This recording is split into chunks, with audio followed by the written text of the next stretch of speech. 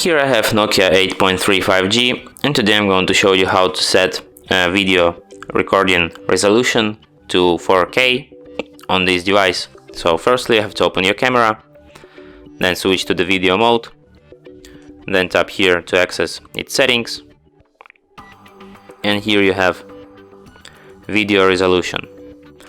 You can select resolution for the front camera, but you don't have 4K here, only 2K, but you can set 4K resolution for the rear camera here,